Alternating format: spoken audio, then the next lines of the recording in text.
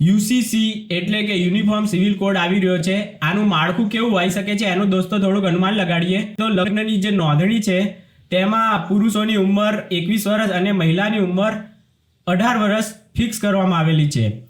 બીજા કોઈ પણ ધર્મના લોકો હોય એ બધા માટે આ ઉંમર અને આ બધું જ ફરજિયાત હશે, કારણ કે હિન્દુઓમાં તો આપણે સાંભળેલું જ છે કે આપણને કંઈ ફેર નથી પડવાનો આનાથી.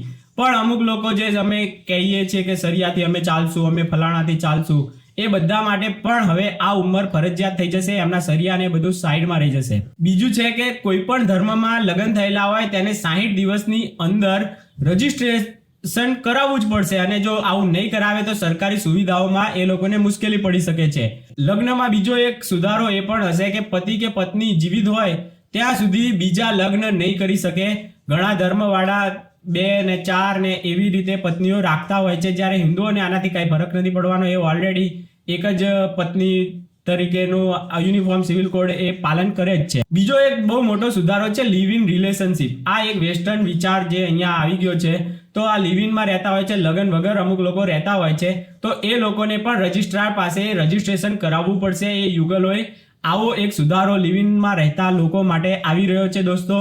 અને બીજી એક મહત્વની વાત છે કે જે લોકો લિવ ઇનમાં રહેતા હોય અને બાળકો પેદા થતા હોય તેને અત્યાર સુધી રજળતા મૂકવામાં આવતા હતા, પણ હવેથી આ જો એક વખત યુસીસી આવી જશે તો લિવ ઇનમાં રહેતા લોકો જે છે એમાં જો કોઈ બાળક પેદા કરે તો એ બાળક પણ એના બાપની મિલકતમાં ભાગીદાર બની શકે છે અને એ એનો હિસ્સો એના બાપની મિલકતમાં માગશે.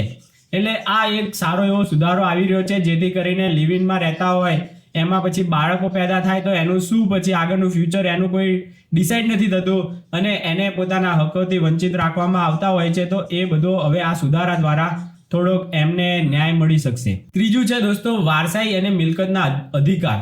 તો એમાં પિતા અને પુત્રીને સમાન અધિકાર મળે છે મિલકતમાં. એક આ વસ્તુ છે. પણ બીજી વસ્તુ એક મારા ધ્યાનમાં આવી છે કે માતા પિતાનો પણ હક. એટલે કોઈ વ્યક્તિ ધારો કે એમનો દીકરો મરી ગયો તો એમની બૈરી અને પુત્રનો જેટલો હક હોય છે એની મિલકતમાં એટલો જ હક મા બાપનો પણ હવે રહેશે, એવું આ યુસીસીના કાયદામાં આવી શકે છે દોસ્તો.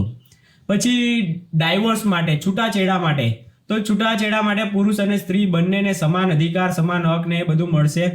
પછી જે અમુક કુરિવાજો અમુક ધર્મોમાં ચાલતા હોય છે, ઇદ્દત અને હલાલા, આવા જે ભયંકર કુરિવાજો જે ચાલી રહ્યા છે દોસ્તો, તેની ઉપર સંપૂર્ણ પ્રતિબંધ મૂકવામાં આવશે. કારણ કે સ્ત્રીના સ્વાભિમાનને ચોટ પહોંચાડે એવા કોઈ ધાર્મિક કુપ્રથાઓ હોય એની ઉપર પ્રતિબંધ લાગી જશે દોસ્તો.